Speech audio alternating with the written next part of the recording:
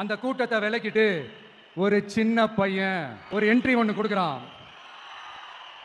உங்களுக்கு தான் தெரியும்ல, டேய் எங்களாலேயே முடியல, நீ எல்லாம் என்னத்தை போய் கிழிக்க போற, எங்களுக்கு அவ்வளோ அனுபவம் இருக்குது, நாங்களே அடிபட்டு ஓரமா படுத்து கிடக்கிறோம், இவன் விளையாட்டுத்தனமா ஏதோ பண்ணிட்டு கிடக்கிறான், பாவம் அந்த காலை கிட்ட போய் அடிபட்டு சாவ போறான், பச்சா பையன், அந்த பையன், இந்த பையன், அண்டர் எஸ்டிமேட் பண்றது, ஏளனமா பேசுறது, இப்படி ஒரு பக்கம்.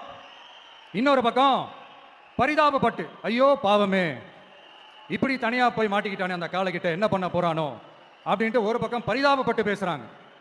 அந்த சின்ன பையன் எதுவுமே காதலியே போட்டுக்காம 2 பாக்கெட்லையும் கையை விட்டுக்கிட்டு ஸ்டைலா கெத்தா தில்லா அப்படியே உள்ள போறான். ஒரு ஸ்டெப் எடுத்து வைக்கிறான், அந்த கால் அப்படியே சீறிக்கிட்டே நின்றுட்டு இருக்குது. இன்னொரு ஸ்டெப் எடுத்து வைக்கிறான், கால் அப்படியே சீறிக்கிட்டே முன்னாடி வருது. மக்கள் எல்லாரும் பதட்டத்தோட அப்படியே பார்த்துட்டு இருக்கிறாங்க. இன்னொரு ஸ்டெப் எடுத்து வைக்கிறான், கால் அப்படியே முட்டை வரும்போது பாக்கெட்டுக்குள்ள மறைச்சு வச்சிருந்த 2 புல்லுக்கட்டு அதை அந்த காலை கிட்ட காட்டுறான்.